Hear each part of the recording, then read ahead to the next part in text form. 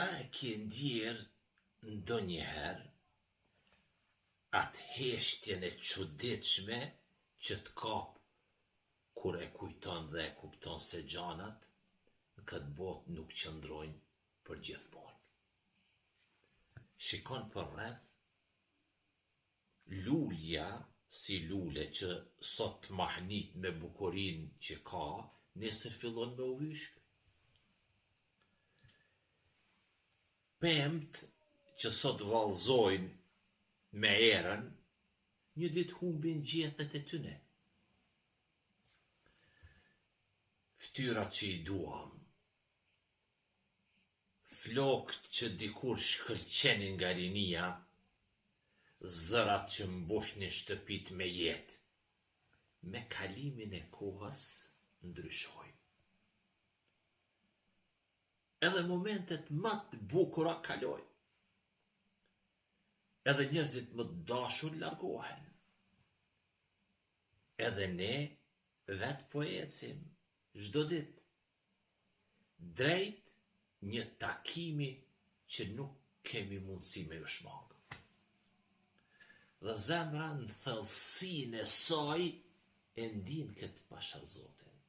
Prandaj ndonjëherë trembet, kërkon diçka që të mos ikë, diçka që të mos ndryshoj, diçka ku të mbështetet kur gjithçka tjetër lëkundet.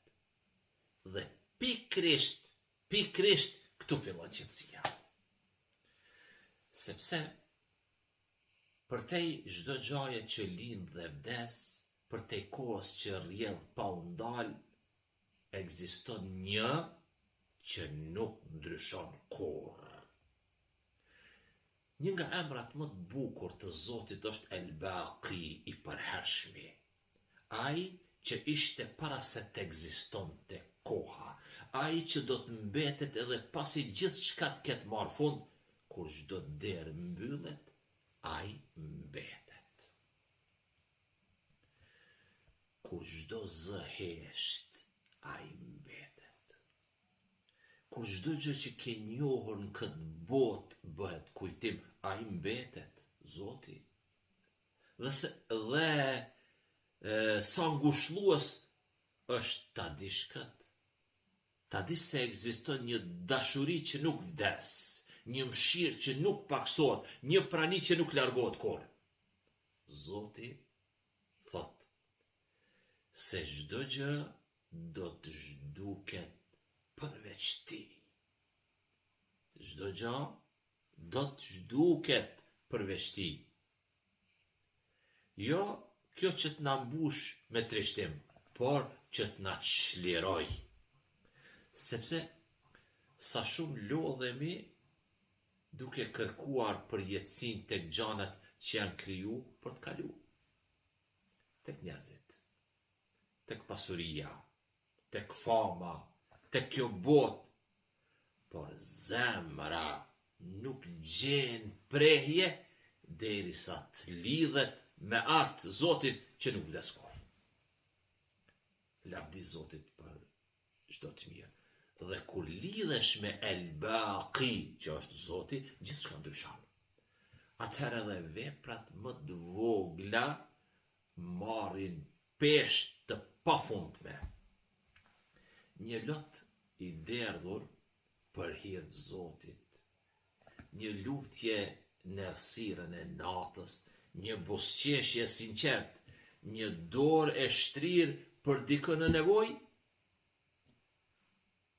ndoshta bota i harron, por El Baqi, Zoti, nuk i harron kurrë. Çka me bo? Prandaj mos u pikëllo. Shumë për atë që po largohet nga durët e tua.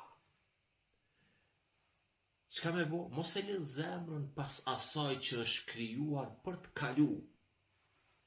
Lidhe me atë që mbetet, sepse ka me ardhë dita kur çdo gjë që sheh sot do të zbehet.